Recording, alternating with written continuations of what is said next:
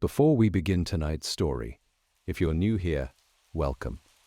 Mystic Sleep Tales is a place for quiet Victorian stories, told slowly, meant to help you rest. You're welcome to subscribe if you'd like to return. And wherever you're listening from tonight, I hope you're somewhere warm. Now, settle in, close your eyes if you'd like, and let the story begin. By the time Eleanor Voss understood what her father had found, 2 people were dead, and only one of them had been murdered. The other had died quietly, in his own chair, at his own desk, with a cup of cold tea beside him and a locked drawer that no one had thought to open for nearly a month. Eleanor had opened it on a Tuesday evening in November 1888, in the small house on Brady Street where she had lived her entire life. What she found inside would take her the rest of the winter to piece together. This is the story of what was in that drawer, and why her father never sent it. The house on Brady Street had 17 steps from the front door to the upstairs landing, and Eleanor Voss had counted them every night of her life. She had counted them as a child, gripping the banister with both hands, whispering the numbers to herself in the dark. She had counted them at 14, when her mother died and the house became quieter than she had known a house could be. She had counted them at 19, 22, 25. Each year the steps the same, the house the same, the smell of carbolic soap and old paper drifting from her father's study the same, until the October morning she came home from the mortuary carrying his bag and counted them alone for the first time. 17 steps. She had never noticed before how long that took. Dr. Edmund Voss had been the coroner for the Whitechapel district for 21 years. He was not a dramatic man. He did not speak often about his work at the dinner table, did not bring home the weight of the inquests he presided over, did not discuss the bodies he examined with anything other than the careful, measured language of a man who had decided long ago that precision was a form of respect. He was thorough. He was patient. He kept meticulous records, wrote his reports in a clear and even hand, and had, in Eleanor's memory, only once refused to answer a question she put to him directly. That had been in September of 1888. She had asked him about the women in the newspapers.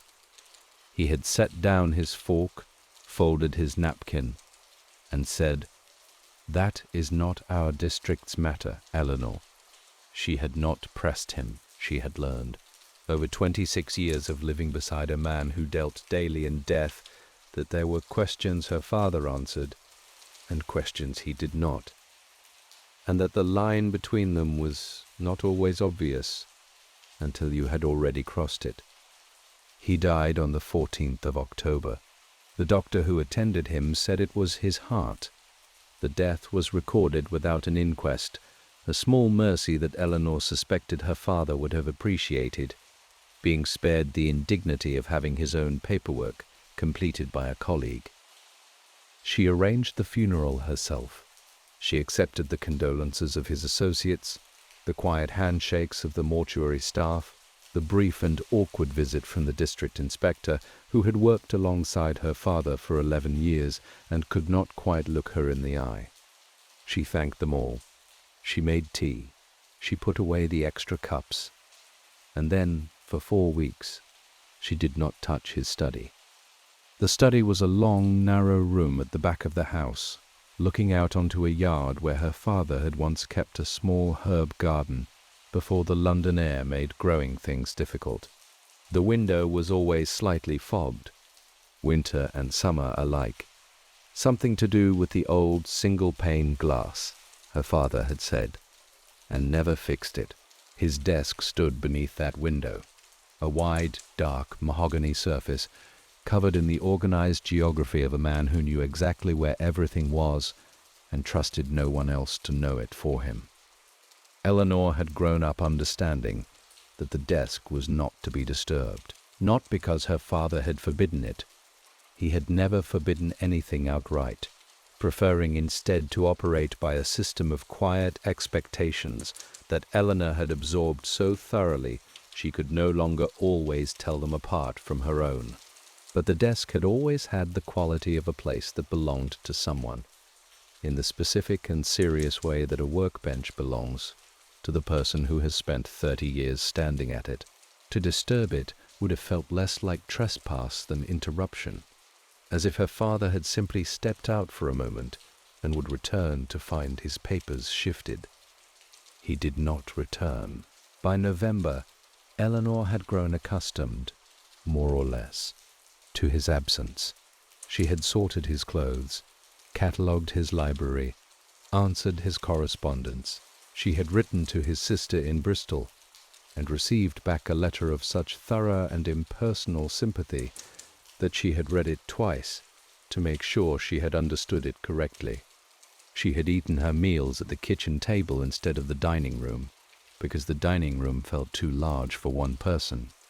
She had stopped counting the steps. She opened the study on a Tuesday evening because she had run out of other rooms to be in. The desk she approached slowly, the way you approach something you have been avoiding, not quite reluctantly, but with the particular carefulness of a person who suspects that once they begin, they will not be able to stop. She sat in her father's chair. She laid her hands flat on the surface of the desk and looked at what was there. Case ledger, pen tray, a stack of medical journals from the summer, unread, his magnifying glass, which he had owned for longer than Eleanor could remember, and which had a small crack in the handle from being dropped once on the mortuary floor in 1881. His inkwell, dried almost to nothing. A photograph of Eleanor's mother, taken in 1873, in a small, oval frame, with a crack across the lower left corner that no one had ever repaired because her father said it did not matter. The picture was still the picture. And the drawer. It was the bottom drawer on the left side, the one with the brass lock that Eleanor had never, in 26 years, seen open. She had assumed it was for documents. Private correspondence, perhaps, the kind of letters a man keeps but does not display. She had assumed she would find the key among his effects eventually, and that when she did, the drawer would contain something mundane and necessary. A will, insurance documents, title papers for the house. She found the key in his waistcoat pocket. She had not thought to look there before. She sat with it in her hand for a long moment. Then she put it in the lock. The drawer held 7 case files, and one that had no name on it. Eleanor removed them one by one and set them on the desk. 6 of the named files she recognized, ongoing inquests from the autumn. Cases she had heard her father mention in passing. The ordinary and terrible business of a district coroner's work. A factory accident in September, 2 drownings, a child, an elderly man found in his rooms in Commercial Street. After 3 weeks. The 7th file she did not recognize, but it had a name and a date, and she set it aside to examine later. The 8th file, the one with no name, she placed in the center of the desk. It was thinner than the others. A single piece of cardstock used as a cover, tied with the same brown ribbon her father used on all his files, knotted in the same precise way. But across the front, in her father's careful, even handwriting, was a single line: "Do not submit. Do not discuss. Wait." Eleanor read it 3 times. Her father did not write instructions on the outside of files. He did not write personal notes on official materials. He kept 2 worlds, the professional and the private, in such complete and deliberate separation that Eleanor had sometimes wondered, as a child, whether the man who ate toast at the kitchen table in the morning was quite the same man who spent his days in the white-tiled room at the end of the mortuary corridor. She untied the ribbon. Inside were 3 things. The first was a letter, 2 pages, written in a hand she did not recognize. small and cramped, and slanting slightly to the left, on paper that had been folded so many times the creases had gone soft. The letter was not addressed to anyone. It was not signed. The second was a hand-drawn map. 4 streets, rendered in pencil with the careful accuracy of someone who had walked them many times. Durwood Street, Hanbury Street, Berner Street, Mitre Square. Each street had a small mark on it. Not a cross, not a circle, but a shape Eleanor took a moment to identify. A folded corner, like the dog-ear of a page. The 4th mark, the one on Mitre Square, had been circled in red ink by a different hand than the map itself. The 3rd item was a single index card, the kind her father used for case notes, blank on one side. On the other side, in handwriting that was neither her father's nor the letter writer's, a 3rd hand, angular and precise, were 3 words. She knew first. Eleanor sat back in her father's chair. Outside, the fog had come down over Brady Street, and the gas lamp on the corner was throwing long, pale shadows across the yard. She could hear, faintly, the sound of a cart on the cobblestones 2 streets over, and the distant whistle of a train somewhere to the east, and the particular silence of a house that contains only 1 person and has recently contained 2. She picked up the letter and began to read. The letter had no date.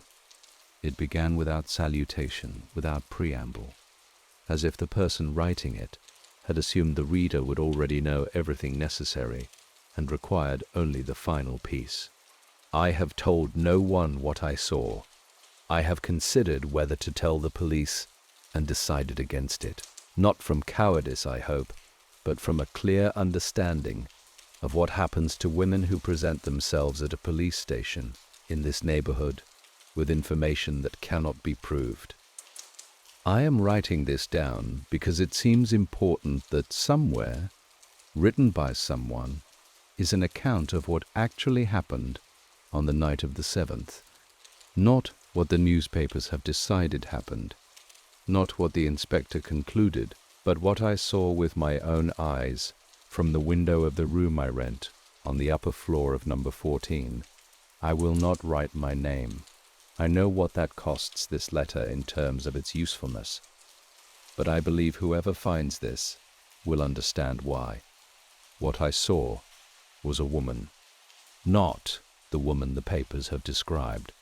A different woman, older, well-dressed for this street, wearing a dark coat with a fur collar that I noticed particularly because it was warm for September and the collar seemed unnecessary. She was standing at the corner of Durwood Street at approximately midnight. She was not walking. She was not lost. She was waiting. She had a small leather case, the kind a doctor carries, or a nurse. She stood at the corner for perhaps 8 minutes. Then she walked south, in the direction of the railway arches, without haste. I did not see her face clearly, but I saw her hands when she passed beneath the lamp at the corner, and she was wearing gloves, dark ones, and she was carrying the case in her left hand, and when she passed out of the lamp's light, she did not slow down or look back. I am telling you this because the woman I have just described is not in any report. She was not mentioned at the inquest. She was not sought. And I believe, I cannot prove, but I believe that she was there before anyone else, before the man the papers speak of, before everything. She knew what she would find, or she knew what was going to happen. I cannot say which. I am writing this to whoever will listen. I am sending it to the coroner because I cannot think of anyone else who might keep it without destroying it. Please do not look for me. I am already leaving the street. Eleanor set the letter down. She was aware of her own breathing, slow and shallow, the way it went when she was thinking hard about something and had forgotten, temporarily, that the body required more than thought. She picked up the map again. The 4 dog-eared marks, the red circle around Mitre Square. Her father had received this letter, had read it, had placed it in a file he sealed with his own instructions, and locked in a drawer he did not open again. Do not submit. Do not discuss. Wait. Wait for what? She looked at the 3rd item again. The index card with 3 words in the angular unknown hand. She knew first. Her father had not written that. Someone else had added it. After the letter, after the map, at some point between when the file was first assembled and when her father locked it away. Someone else had seen this file. Someone else had read it. And someone had wanted, with those 3 words, to make sure whoever came next understood something specific. Not that the woman in the letter had witnessed something. That she had known before. Eleanor stood. She crossed to the window and looked out at the foggy yard, and the pale lamp on Brady Street, and the grey November nothing beyond it. Her father had been a careful man, a precise man, a man who did not keep things without reason, and did not add instructions to file covers unless those instructions were serious. He had kept this. He had written, "Wait." He had died before whatever he was waiting for had arrived. She returned to the desk. She gathered the 3 items, the letter, the map, the index card, and placed them back in the file. She retied the brown ribbon in her father's precise knot. Then she put the file in her own bag. Whatever her father had been waiting for, Eleanor had decided she was going to find out what it was. Eleanor Voss had been inside the Whitechapel mortuary 47 times. She knew this because she had kept a record, not out of morbidity, but out of the same impulse that had made her count the steps on the Brady Street staircase, the same quiet need to mark things, to give the passing of time some accounting. The first visit had been when she was 11 years old, accompanying her father on a Saturday morning, when the usual assistant had failed to appear, and her father had decided, with the particular pragmatism of a man who did not believe in sheltering children from the nature of the world, that Eleanor was old enough to carry the bag and hold the lamp, and not make a fuss. She had not made a fuss. By the time she was 16, she could name every instrument in the examination kit. By 19, she understood the basic mechanics of an inquest, the paperwork, the witness procedure, the careful language required to render a verdict that was both legally precise and humanly bearable. She had never trained formally. Women did not train formally for such things in 1888, but she had learned in the specific and comprehensive way that a person learns when they grow up alongside something, watching it done correctly by someone who cared about doing it correctly. Her father had never told her she was good at it. He had simply, over the years, handed her more of the bag to carry. She went to the mortuary on the Wednesday morning. After she opened the drawer, she did not go inside. She stood across the street, on Old Montague Street, in the thin November rain, and watched the door. She was not sure what she was looking for. She had told herself, walking the 20 minutes from Brady Street, that she was simply orienting herself, reminding herself of the geography, thinking about what the letter had described and what it meant in terms of actual streets and actual distances. But standing there with the file in her bag and the rain working its way through the shoulders of her coat, she understood that what she was actually doing was trying to decide how afraid to be. She was not, she thought, afraid enough to stop. That was the important thing. The mortuary assistant who came out at 9:30 was a man named Pruitt, who had worked alongside her father for 6 years and had attended the funeral and said something quiet and genuine that Eleanor had appreciated. He saw her across the street. He hesitated. Then he crossed to her. "Miss Voss," he said, "you'll catch your death out here. I need to ask you something." Eleanor said. About one of my father's cases. Pruitt looked at her for a moment. He had the kind of face that registered concern slowly, the way weather changes, not dramatically, but thoroughly. You'd best come inside, he said. I'd rather not, said Eleanor. I'd rather you just answered the question. Another pause. Then he nodded. The September inquests, she said, the ones that were closed quickly. Was my father the presiding coroner on all of them? Pruitt's expression shifted in a way Eleanor could not quite name. Most of them, he said. And the others? One was transferred. He said it carefully, the word transferred landing with the particular weight of a word that is technically accurate and deliberately incomplete. District Inspector requested it. Above your father's usual jurisdiction. Did my father object? Pruitt looked at the rain. He asked questions, he said. That's what I remember. He asked questions, and then he stopped asking them. She walked back to Brady Street in the rain, thinking about the difference between a man who stopped asking questions because he had found answers, and a man who stopped asking questions because he had been told to stop. She thought her father had been the first kind. She thought the file in her bag was the proof of it. The map had 4 marks on it. Eleanor spread it on the kitchen table that evening, weighting the corners with a teacup, the salt cellar, her father's magnifying glass, and a book she had taken at random from the study shelf, a medical text from 1879 that she had read twice in her 20s and retained in the specific, patchwork way that self-taught knowledge tends to accumulate, full of precise detail in some areas and complete blankness in others. 4 streets, 4 dog-eared marks, 1 red circle, Durward Street, Hanbury Street, Burner Street, Mitre Square. She did not need the newspapers to tell her what had happened on those streets.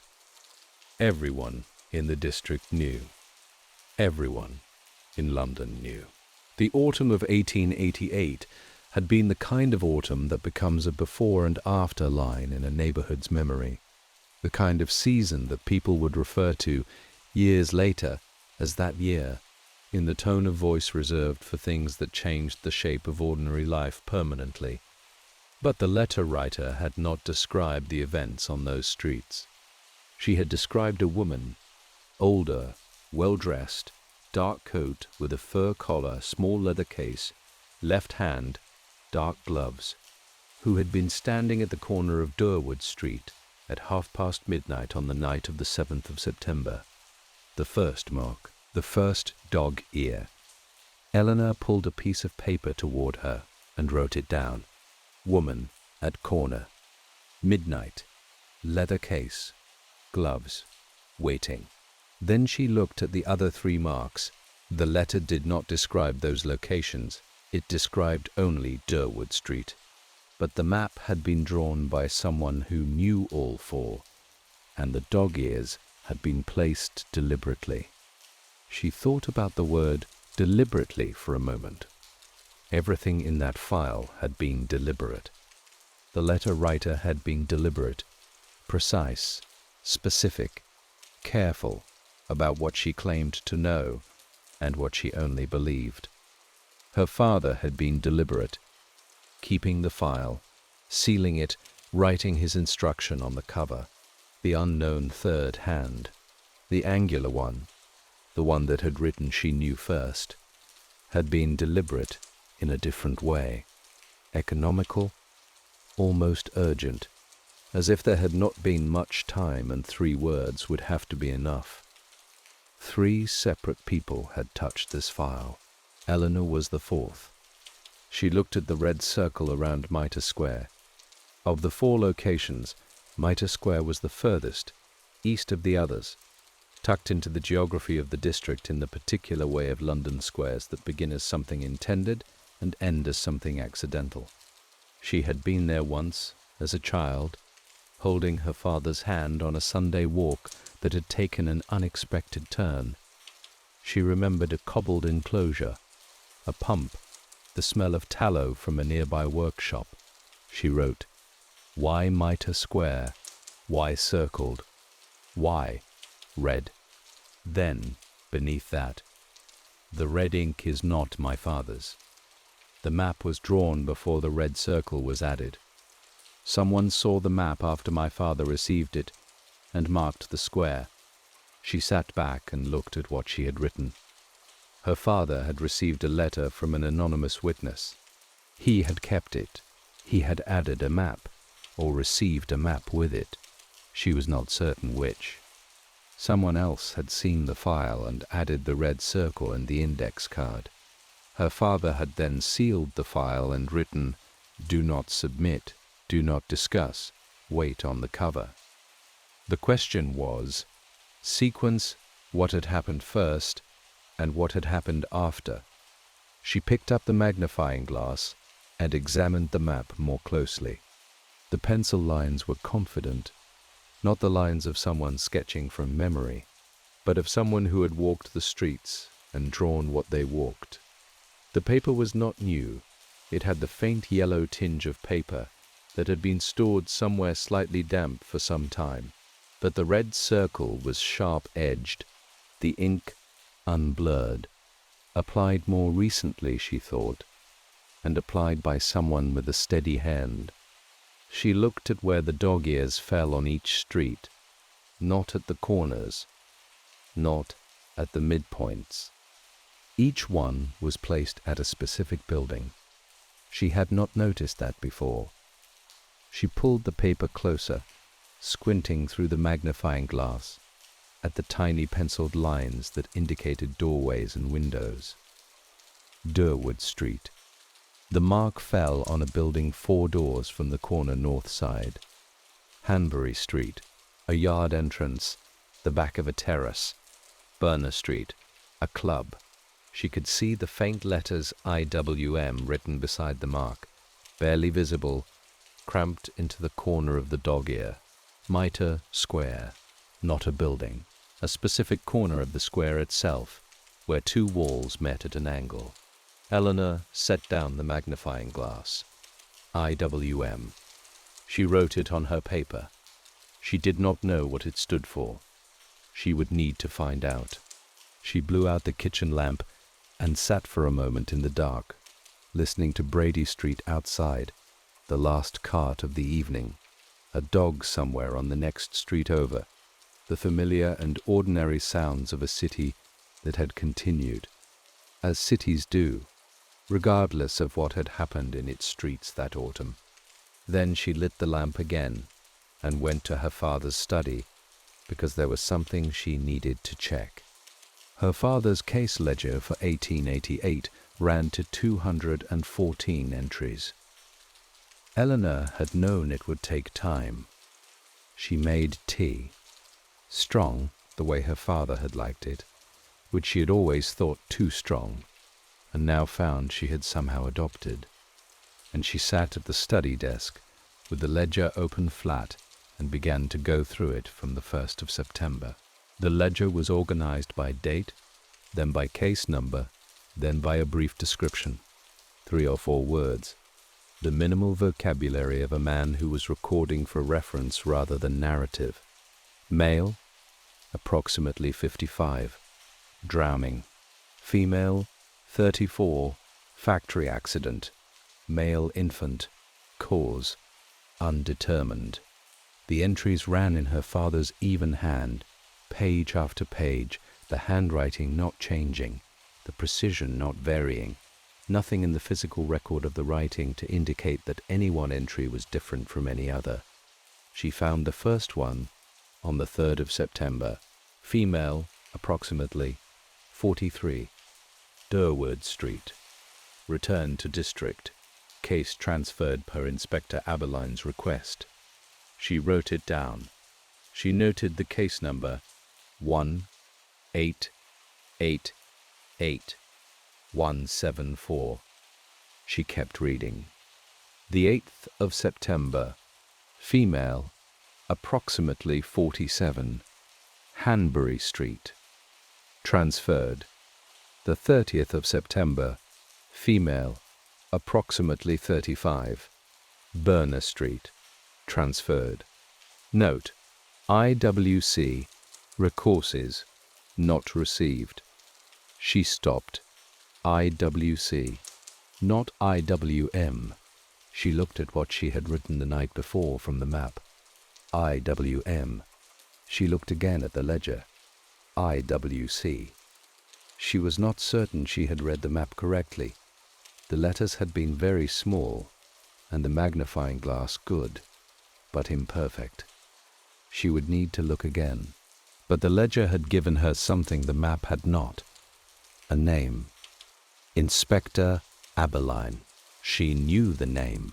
Everyone in the district knew the name by autumn of 1888, but she had not known, had not thought to consider, that the transferred cases had been transferred specifically at his request, and she had not known that her father had noted, in his careful and minimal way, that a record request had gone unanswered. A man who did not get an answer to an official request did not simply write note, not received, and move on. A man who wrote that in a case ledger was building a record. He was making sure that somewhere, in a document that would be preserved and archived, there was evidence that he had asked and not been answered. Her father had been building a record. She turned to the entry for Mitre Square. It was not there. She went through the ledger twice to be certain. The Mitre Square case, the one with the red circle, did not appear in her father's ledger at all. No entry, no case number, no transfer note. Nothing. She sat very still. A case that was never entered in the ledger was a case that, officially, her father had never seen, which meant either he had never been called to Mitre Square, or he had been called and someone had ensured that his attendance was not recorded. She opened the file again and looked at the map. The red circle was around Mitre Square. She knew first. Eleanor thought about what it meant to know first. Not to witness, not to arrive after. To know, which implied anticipation, not observation. To be there before, not because you happened to pass, but because you understood what was going to happen. The woman in the letter had been at Durward Street at midnight, waiting, with a leather case, like a doctor, or a nurse, or a coroner. The International Working Men's Club was on Berner Street. Eleanor found this out the following morning by the simple method of walking there and reading the sign on the door. IWM, not IWC. She had misread the ledger, or misread the map, or both. International Working Men's Club, a large room above a yard that smelled of sawdust and coal smoke, occupied in the evenings by the kind of gathering her father had referred to, without particular judgment, as political meetings. In the daytime it was quieter. A man sweeping the entrance hall told her, without being asked, that the secretary would not be in until afternoon. Eleanor thanked him and looked at the yard. The yard was accessed through a pair of wooden gates, wide enough for a cart, set into the wall on the Berner Street side. The dog ear on the map had been placed precisely here, not at the club's front entrance on the street, but at the yard gate. She stood at the gate and looked in. A cobbled enclosure, a workshop on the far side, a stack of timber against the left wall, a drain in the center. Ordinary, entirely ordinary in the grey November morning, with the sounds of the street behind her and the smell of fresh-cut wood in the air. She thought about the night of the 30th of September. She thought about a woman in a dark coat with a fur collar, carrying a leather case in her left hand, who had been seen at Durward Street, 2 streets away, earlier that same night. She thought about her father's ledger entry. Berner Street, transferred, note. IWC records, requested, not received. Her father had asked for records from this club. What records? A club of this kind would keep a membership list, an attendance register, perhaps a record of events and meetings. If her father had requested them and been refused, officially, through the proper channels, in a way that left a paper trail in a case ledger, he had believed that someone with a connection to this club had information relevant to his inquest, and then the inquest had been taken from him. Eleanor walked back out to Berner Street and stood on the pavement for a moment, looking at the unremarkable front of the building. A woman passing with a basket glanced at her without curiosity. A boy with a newspaper bag cut across the road without looking up. The street went on being a street. She turned and walked east. She had one more place to look at. Mitre Square was 15 minutes on foot, through the tightening geography of the Eastern District, past the covered market and the railway offices and the old church on Aldgate that her father had pointed out to her once as an example of what happened to buildings when a city grew up around them, without consultation. She walked quickly, with the file in her bag and her hands in her coat pockets and her eyes on the street. Not from fear, because it was morning and the district moved differently in the morning, with the purposeful, ordinary energy of people going about their work, but from habit, the same habit that had made her count the steps and keep the record and learn the instruments by name, the habit of paying attention. Mitre Square opened before her at the end of a narrow passage. She had remembered it correctly.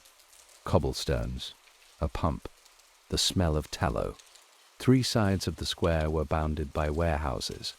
The fourth, where 2 walls met at an angle, was the corner the red circle had marked.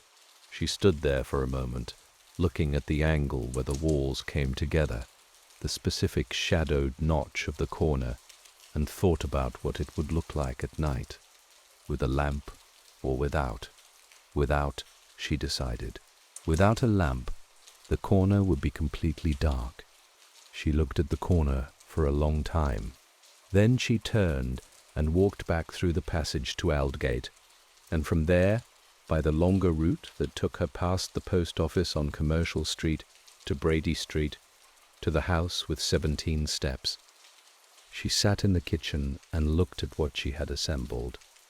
A letter from a woman who had seen something and feared to put her name to it.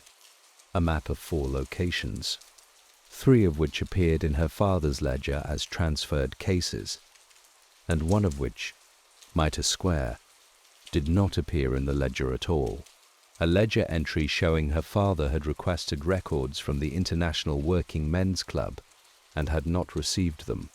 An index card written by an unknown hand that said she knew first, and the question she kept returning to, the one she had written on her paper the first night and not been able to answer.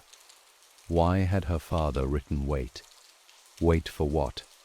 For the investigation to conclude, for whoever had taken the cases from him to release them, for the woman who wrote the letter to make herself known, or for something else, something that had not arrived before he died. She put the file on the table and looked at it. Then she got up, put on her coat, and went to find the one person who might be able to answer that question.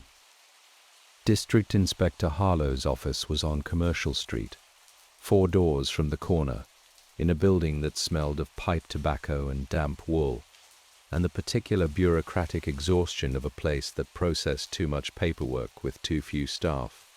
Eleanor had been there twice before, both times accompanying her father on administrative matters, and both times she had sat in the waiting area on a wooden chair and read whatever she had brought in her bag while her father conducted his business in the inner office. She did not sit in the waiting area this time. She gave her name to the sergeant at the front desk and said she wished to speak with Inspector Harlow about her father's pending cases. The sergeant looked at her with the expression of a man who has been given information he was not expecting, and is deciding what to do with it. He asked her to wait. She waited, standing because the wooden chair was occupied by a man who smelled strongly of fish and appeared to be asleep. Harlow came out himself, which she had not expected. He was a heavy-set man in his 50s, with a grey moustache and the kind of careful, watchful eyes that Eleanor had learned to associate with people who had spent long careers deciding how much to say. He had attended her father's funeral. He had shaken her hand and said something she could no longer remember in the tone of a man discharging an obligation he took seriously. "Miss Voss," he said. He did not extend his hand this time. "I was not aware your father had pending cases." "He had several," said Eleanor. "I've been going through his ledger, and there are entries that require some clarification before I can complete the administrative closure." Harlow looked at her for a moment. She met his eyes and kept her expression the way her father had kept his face at inquests. Precise, neutral, completely unreadable. "Come in," he said. The inner office was smaller than she remembered, or perhaps it had simply accumulated more paper since her last visit. Harlow sat behind his desk. He did not offer her tea. She did not ask for it. "The September inquests," she said.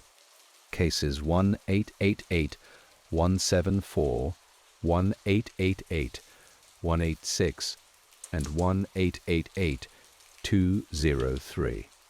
All three were transferred at Inspector Aberline's request before my father could complete his findings. I need to know the current status of those cases for the ledger closure." Harlow's expression did not change. "Those cases are under active investigation," he said. "They're not available for ledger closure. You know that. Miss Voss, your father would have known that." He noted the transfers. He also noted a records request to the International Working Men's Club that was not fulfilled. "I need to know whether that request was subsequently picked up by the investigation or whether it's still outstanding." A pause, longer than the previous ones. "Where did you find that?" Harlow said. "In his ledger," said Eleanor. "Case 1888-203. He wrote, "IWC records, requested, not received." Harlow looked at her for a moment that stretched longer than a moment should. "Your father's ledger is an official document," he said finally. "It should be submitted to the district office, not kept at a private address." "I'm aware of that," said Eleanor. "I intend to submit it once I've completed the administrative closure. That's why I'm here, to clarify the outstanding items." Another pause. Then, "The records request was picked up by Aberline's team. It's in hand. You can note that in the ledger and close the entry." "And the fourth location?" said Eleanor. Harlow went very still. It was the stillness of a man who had been expecting the conversation to end and had found instead that it had turned a corner he had not anticipated. Eleanor watched it happen, the slight shift in the set of his shoulders, the almost imperceptible tightening around the eyes, and understood several things simultaneously. He knew about the fourth location. He had not expected her to know about it. And the fact that she appeared to know about it had changed, in some way she could not yet fully assess, the calculation he was running behind those watchful eyes. "My father's ledger has 3 entries for September," Eleanor said. "The fourth location, Mitre Square, doesn't appear in the ledger at all. If he was called to attend and the case was transferred before he could make an entry, that's a gap in the administrative record. I need to know whether there was a fourth case." Harlow stood up. "Miss Voss," he said, and his voice had shifted slightly, still even, still careful, but with something beneath it now that had not been there before, something that was not quite a warning and not quite concern and might have been both at once. Your father was a good man and an excellent coroner. I think he would have told you, if you had asked him, that some administrative gaps are not gaps. They are decisions, made by people with a clearer view of the full picture than any single set of case files can provide. I think he would have told you to submit the ledger, close the entries, and let the people responsible for the investigation do their work. He came around the desk and opened the office door. I think he would have told you that, he said, and I think you should listen. Eleanor stood. She picked up her bag. She walked to the door. He wrote "wait" on a file. She said, not looking at Harlow. Not stop. Wait. He was expecting something to arrive. She went out through the waiting area, past the sleeping man and the sergeant's desk and the smell of tobacco and damp wool, and out onto Commercial Street, where the November air hit her face and the street went on being a street. And she stood on the pavement for a moment and understood two things clearly. The first, Harlow knew about the file, not the specific contents, not the letter, not the index card, but he knew a file existed.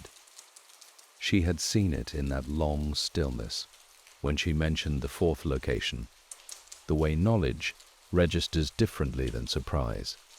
The second, her father had written, "Wait," because he had been told to wait by someone with authority over his inquests, possibly by Harlow himself.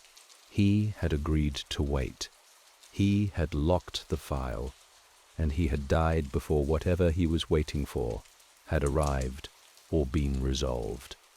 The letter writer had sent her account to a coroner who was already constrained, who had already been told not to submit, not to discuss, who had received her evidence and could do nothing official with it, and so had kept it, carefully, in a locked drawer, with an instruction written on the cover that was not quite compliance and not quite defiance.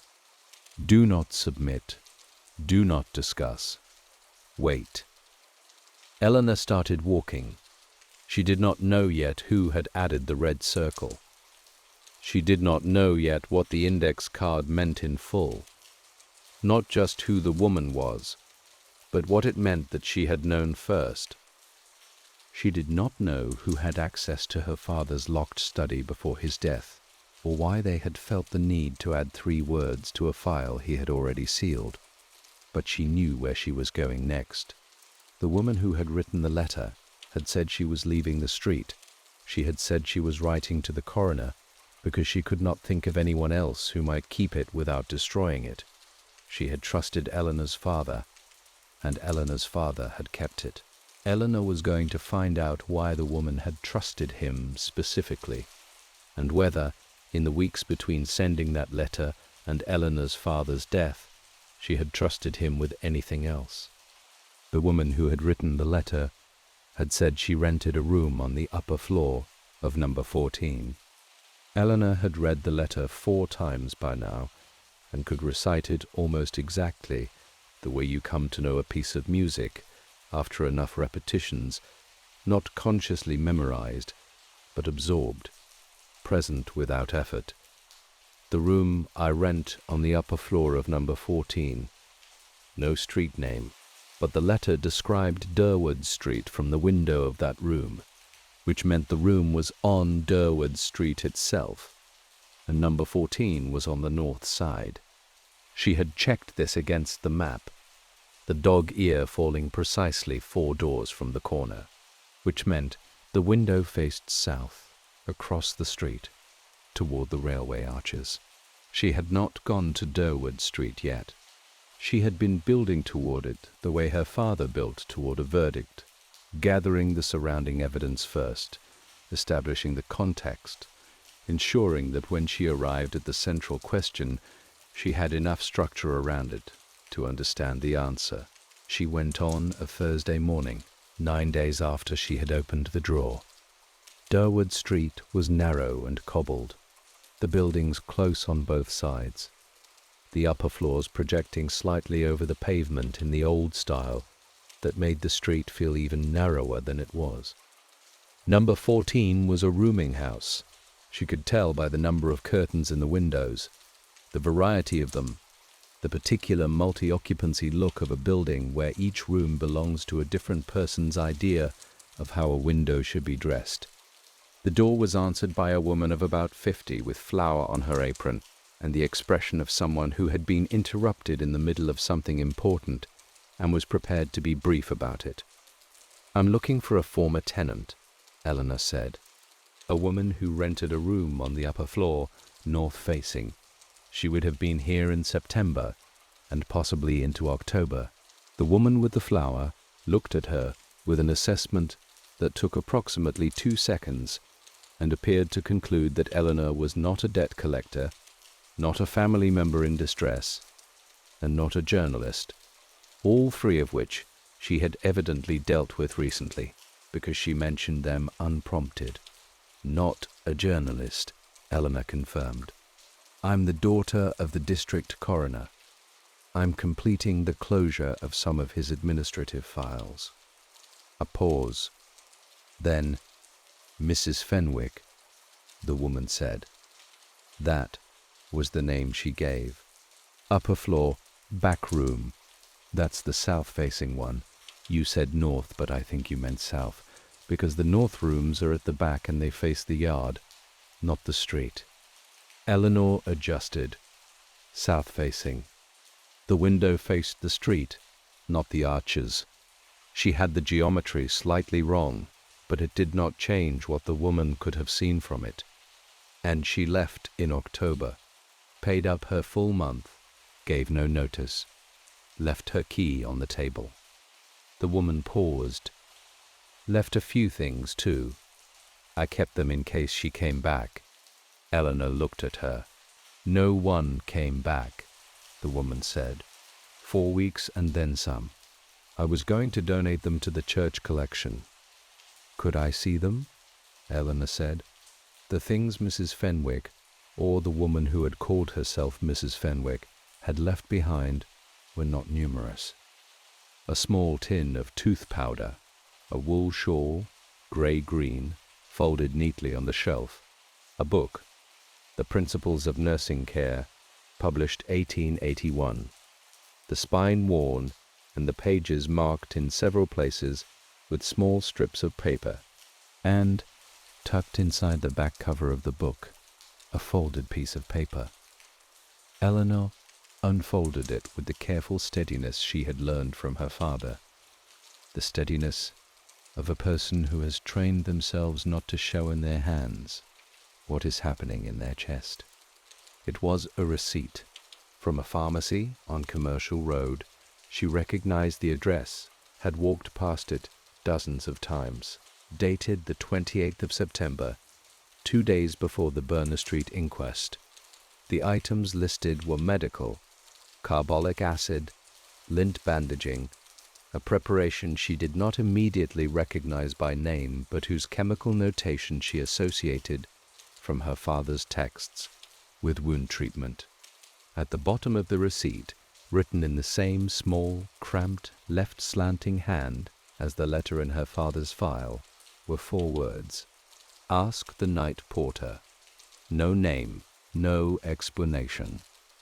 Eleanor stood in the small back room of the rooming house on Durward Street, holding a pharmacy receipt from a woman who called herself Mrs. Fenwick and had left her belongings behind and never returned, and felt, for the first time since she had opened the drawer, something that was not quite fear and not quite certainty, but lived in the narrow space between them. She thanked the landlady. She asked if she could take the book. The landlady said yes. She had been going to give it to the church after all, and the church probably had enough nursing manuals. Eleanor put the book in her bag and walked out onto Durward Street. She stood on the pavement for a moment, looking at the south-facing upper window of number 14. A curtain moved. Someone else's curtain.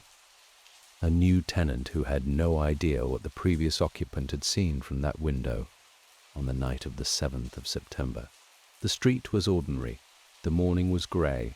The railway arches to the south were visible at the end of the road, and Eleanor looked at them for a moment and thought about a woman in a dark coat with a fur collar carrying a case standing at this corner at midnight, waiting. Ask the night porter. Which night porter? At which establishment? Eleanor turned it over as she walked. The pharmacy on Commercial Road, the club on Berner Street, the mortuary, the railway station, the dozens of hotels and boarding houses and clubs and institutions in the district that employed men to sit through the night and manage what the day left behind. She thought about it for 3 streets. Then she stopped walking. The mortuary had a night porter, her father's mortuary. She had never met him. Her visits had always been in the daytime, and the night staff was a different population, the quiet skeleton crew of an institution that did not close, but operated differently after dark. She did not know his name, but Pruitt would know. She turned around and walked back toward Old Montague Street. The night porter's name was Samuel Gale, and he had worked the overnight shift at the Whitechapel mortuary for 11 years. Pruitt gave her the name without asking why she wanted it, which she appreciated. He also told her, with the careful neutrality of a man who was providing information and not commentary, that Gale came on at 9 in the evening and finished at 6 in the morning, and that he lived on Valence Road, and that he was, in Pruitt's estimation, a man who had seen enough in 11 years of night shifts to be neither easily surprised nor easily frightened. Eleanor went to Valence Road at 4 in the afternoon, which was late enough that Gale would have had some sleep and early enough that he would not yet have left for his shift. He answered the door in shirt sleeves, a man in his mid-40s, with the particular complexion of someone who lives primarily in artificial light, pale, slightly grey, but alert in the eyes, in the way of people whose work requires them to be fully present at hours when most people are not present at all. He knew who she was before she said her name. Dr. Voss's daughter, he said. Not a question. Yes, said Eleanor. He looked at her for a moment. Then he opened the door wider and stepped back. You'd better come in, he said. The room was small and very tidy, the tidiness of a person who manages a small space well, who has learned that order is a form of rest when rest itself is limited. He gestured to the single armchair and took the straight-backed chair for himself, and Eleanor sat down and looked at him and understood, from the way he had said Dr. Voss's daughter, the weight in it, the lack of surprise, that he had been expecting someone to come. Perhaps not her specifically, but someone. She came to the mortuary, Eleanor said. It was not a question either. Gale nodded slowly. Twice, he said. September and October. Both times on the night shift. Late. After 11. She asked to speak to the coroner. My father. Your father was not there either time, I told her when she could find him, but she said she couldn't come in the daytime. She said it wasn't safe for her to be seen coming to an official building in daylight. He paused. I thought she was frightened. I still think she was frightened, but not the way a person is frightened of something that might happen, the way a person is frightened of something they know. Eleanor thought of the letter. I have considered whether to tell the police and decided against it. Not from cowardice, I hope. Did she tell you what she wanted to tell my father? Some of it, Gale said. Not all. She told me she had sent a letter, that she had already put what she saw in writing and sent it to him. But she said the letter wasn't the whole of it. She said there was something the letter couldn't say, something she could only tell him in person. He paused again. She told me she was a nurse. Trained, not just a sick room nurse, properly trained. She had worked at the London hospital for 6 years before she left. Eleanor felt something settle in her chest. Not relief exactly, but the particular sensation of a piece fitting into a place that had been waiting for it. A nurse, trained, with a leather case, with knowledge of wound treatment, the pharmacy receipt, and the particular practical competence of someone who had spent years in the organized chaos of a hospital ward. She knew what she was looking at, Eleanor said quietly, when she saw it. That's what she said, Gail confirmed. She said, I remember this because I've thought about it many times since. She said, I know what was done, and I know what was used, and I know it was done by someone who knew what they were doing. She said the newspapers were wrong, not just incomplete, wrong, about the nature of it. The room was very quiet. Outside on Valence Road a cart passed, the horse's hooves loud on the cobblestones, and then silence again. She came twice. Eleanor said, the second time, when was that? Second week of October, Gail said. The 12th or the 13th? I'd have to think. She came later that time, almost midnight. She seemed more urgent, less careful. He looked at his hands. She told me she had found something. Not seen, found. A physical object, something she had taken from a location she wouldn't name. She said she had been trying to decide what to do with it, and she had decided it needed to go to the coroner, to your father specifically, because he was the one who had tried to request the club records, and she knew about that, which meant she had a source inside the official process somewhere. He looked up. She asked me again if she could come in the daytime. I said I would speak to your father. Did you? I did. The following morning. He listened. He did not say much. He asked me if she had given a name, and I said she had given a name, but I didn't believe it was her real one. Gail paused. He said, tell her to put whatever she's found somewhere safe and send me the location. Tell her I will deal with it. Those were his words exactly. Did she send the location? Gail was quiet for a moment. She sent something, he said. It came to the mortuary, addressed to the night porter, which I understood to mean it was intended for me to pass on. A small envelope. I gave it to your father on the 14th of October. The 14th of October, the day her father had died. Eleanor sat very still in the armchair in Samuel Gale's small, tidy room on Valence Road, and felt the full weight of that date settle over the conversation like a change in the weather. He received it that morning, she said. I came off shift at 6, Gale said. I gave it to him when he arrived, 8 o'clock perhaps. I didn't see him again. A pause. I heard he was taken ill that afternoon. I attended the funeral. I have wondered since, whether the envelope had anything to do with it, whether someone knew it had been sent." End quote. You didn't tell anyone about this? I didn't know who to tell, Gale said simply.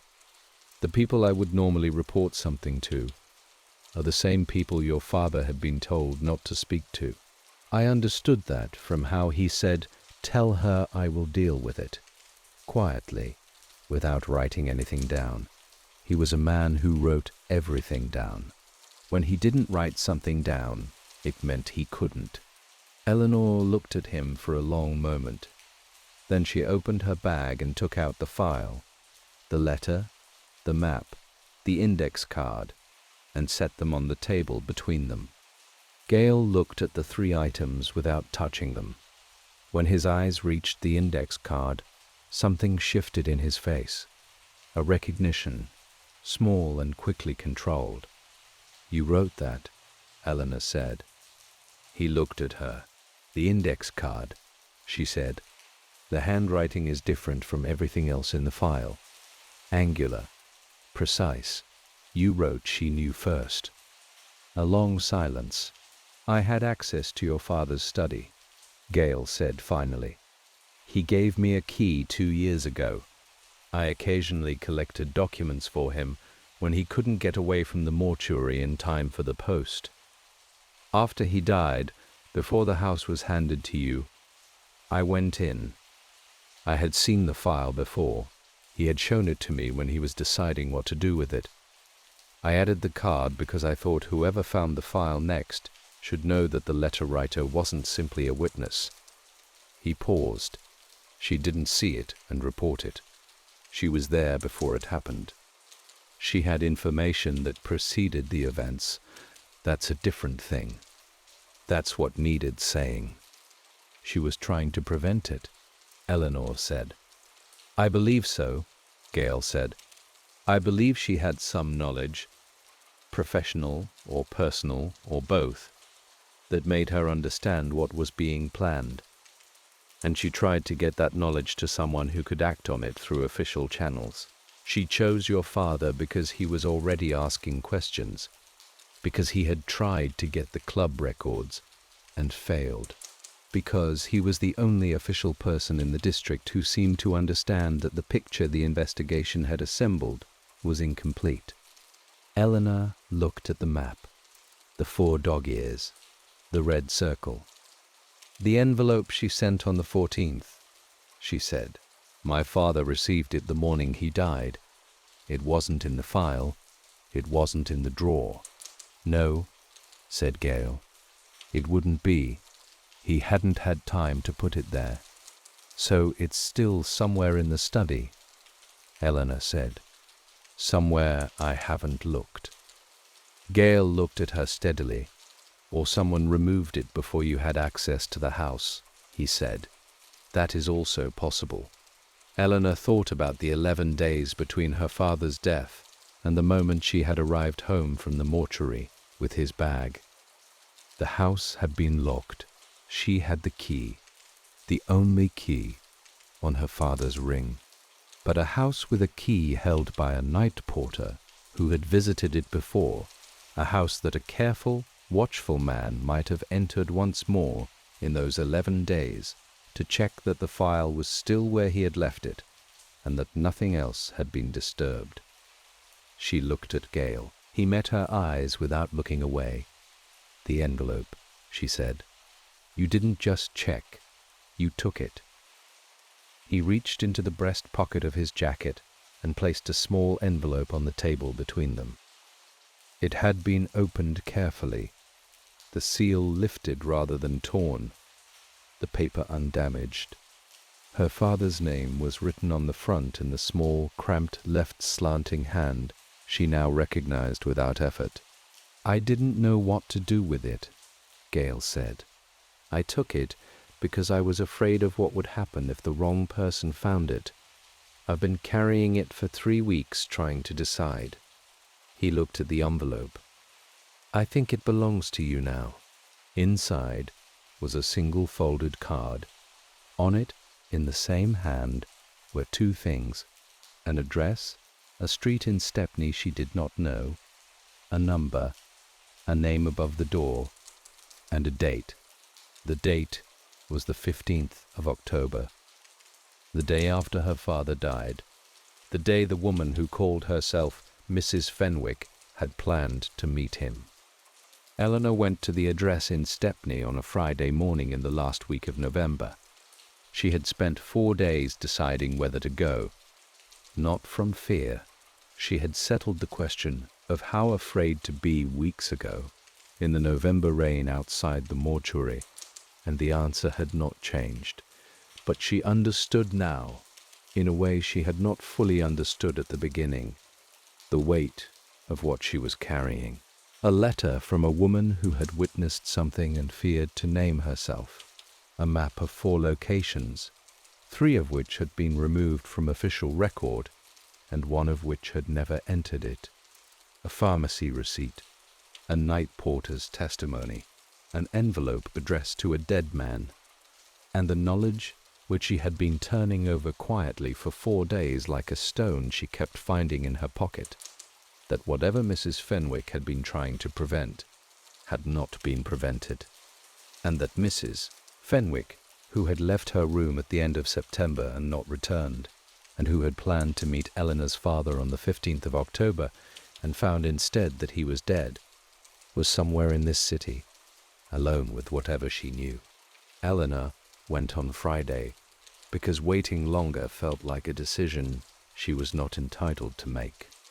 The address was a dispensary, a small, quiet building on a side street near the Stepney gasworks, the kind of establishment that existed throughout the poorer districts of the city to provide basic medical care to people who could not afford a private physician. The name above the door was Harton Street Women's Dispensary. Eleanor stood outside for a moment, reading the sign, and thought about a trained nurse who had left the London hospital 6 years ago, who carried a leather case and wore dark gloves, and had knowledge of wound treatment, who had chosen to send her evidence to a coroner rather than a policeman, and who had known, specifically, precisely, professionally, that what had been done by someone with medical training. She went in. The woman at the front desk was young, with an ink stain on her left forefinger, and the efficient manner of someone who managed a great deal of administrative work without sufficient administrative support. Eleanor gave her father's name and said she was his daughter. She said she had come about a correspondence, that her father had been in contact with someone connected to the dispensary, and she was trying to complete his unfinished business. The young woman looked at her carefully. Then she excused herself and went through a door at the back. Eleanor waited. The dispensary waiting room was small and clean, with 2 wooden benches and a window that looked out on the street, and a print on the wall of a botanical illustration. Lavender, Eleanor noticed, with the particular irrational pang of a mind that has been working hard for a long time and attaches significance to small coincidences. She looked at it for a moment, then looked back at the door. The woman who came through it was perhaps 60, with grey hair pulled back simply, and the kind of face that has spent many years being composed in the presence of other people's difficulties. She wore a dark coat, no fur collar, and she walked with the slight deliberateness of a person who is managing pain in one knee and has been doing so long enough that it has ceased to be the first thing they think about. She looked at Eleanor with eyes that were very steady and very tired and very unsurprised. "You found the drawer," she said. "Yes," said Eleanor. The woman sat down on the bench across from her. Eleanor sat. "I sent the letter in September," the woman said. "I had been trying to decide for 2 weeks, since the 7th. I chose your father because I knew he was the district coroner, and because I had read his records request in the Berner Street file." She paused. "I still had access to some official channels, friends who passed things along. I saw his request. I understood what it meant, that he was trying to do the work properly, that he was not simply processing and closing. I thought if anyone would keep the letter, he would." "He kept it," Eleanor said. "I know." The woman looked at her hands. "I came to the mortuary twice in September and October to speak to him directly. The night porter told me, on my second visit, that he had spoken to your father, that your father had asked me to put whatever I'd found somewhere safe and send the location." She paused. "I had found the instrument." Eleanor kept her face the way her father had kept his at inquests. "A surgical instrument," the woman continued. "Left, I believe deliberately, in a location I will not describe more precisely than to say it was not a location where such a thing would normally be found. Someone had left it to be found by someone who would understand what it was. I believe it was intended as a message, or a demonstration, that the person responsible was not concealing what they knew. They were declaring it. A pause. I took it because I understood that if the investigating team found it, it would disappear, as the case files disappeared, as the inquest records disappeared, as my records request to the London hospital disappeared. You made a records request, Eleanor said. I was trying to identify a former colleague, the woman said, someone who had trained at the hospital during the years I was there, someone whose particular knowledge and particular history gave them, in my assessment based on what I observed, both the means and a reason. The request was denied. The records were sealed. That was in October. She looked at Eleanor steadily. I sent the address to your father on the 14th. I did not yet know he was dying. He died that afternoon, Eleanor said. I know, the woman said. I came on the 15th. The house was closed. I waited on the street for 2 hours. Then I came here, and I have been here since, working and waiting and trying to decide what to do with what I know. She looked at Eleanor. And now you are here. Eleanor agreed. A silence fell between them, not uncomfortable but weighted, the silence of two people who have arrived at the same place from different directions and need a moment to take the measure of it. The instrument, Eleanor said. Do you still have it? Yes. And the name, the former colleague? Yes.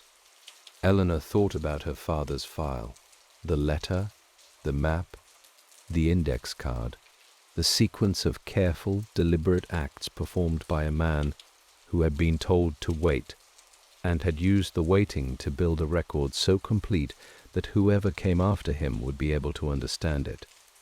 Do not submit. Do not discuss. Wait. He had been waiting for this woman, for what she was carrying, for the moment when the evidence was complete enough to be submitted not to the investigation that had taken his cases from him, but to someone above it, someone with the authority to receive it outside the normal channels that had been, as Gail had said, already closed. My father had a colleague, Eleanor said, at the Royal College, a man he had corresponded with for many years, a physician, not a coroner, but someone with standing and with the kind of connections that exist outside the district inspector's jurisdiction. She had found the correspondence in the study, in a box she had not initially thought relevant. He trusted him. He wrote to him regularly. The woman looked at her. I think, Eleanor said carefully, that when my father wrote wait, he was waiting to have everything together before he wrote to that man. The letter, the map, whatever you were bringing him on the 15th.